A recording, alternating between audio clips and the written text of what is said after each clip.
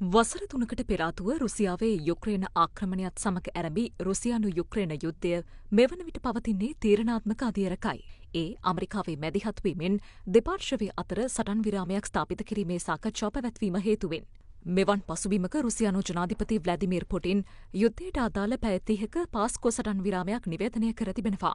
ඒ අනුව එම සටන් විරාමය අද මධ්‍යම රාත්‍රිය දක්වා බලපැවැත්වීමට නියමිතයි. එම කාලයේදී යුක්‍රේනයට එරෙහිව සිදුවන සියලුම හමුදා මෙහෙයුම් නවත්වන ලෙසට රුසියානු ජනාධිපතිවරයා සිය හමුදාවට නියෝග කර ඇතැයි සඳහන්. කෙසේ වුවද යුක්‍රේනය සටන් විරාමය කඩ කළහොත් ඊට ප්‍රතිපහාර දැක්වීමටත් සිය හමුදා සෝදානමින් සිටින බවත් රුසියාව පවසනවා. මෙය රුසියානු ජනාධිපති පුටින් අමරිකානු ජනාධිපති ඩොනල්ඩ් ට්‍රම්ප්ගේ සිත දිනා ගැනීමට ගත් තීරණයක් ලෙසයි විශේෂඥයන් මත පළ කරන්නේ. ඒ යුක්‍රේන යුද්ධය නිමා කිරීමට දෙපාර්ශ්වයම උනන්දුවක් නොදැක්වීම සම්බන්ධයෙන් අමරිකානු ජනාධිපතිවරයා සිය කනස්සල්ල පළ කළ පසුබිමකයි. කෙසේ වුවද තමන් සටන් විරාමයට අනුකූලව කටයුතු කළත් රුසියාව එය කඩ කළ බවට යුක්‍රේන ජනාධිපති සෙලෙන්ස්කි චෝදනා කරනවා. සටන් විරාමය නිවේදනය කිරීමෙන් පසුවත් රුසියාවේ කර්ස්ක් සහ බෙල්ගොරොද් කලාපයේ ගැටුම් පැවති බවයි යුක්‍රේනය පවසන්නේ. අද මධ්‍යම රාත්‍රියෙන් පසුව අඛණ්ඩව සටන් විරාමය පවත්වාගෙන යාමට වුවද තමන් සූදානම් බව යුක්‍රේන ජනාධිපති සෙලෙන්ස්කි පවසා තිබෙනවා.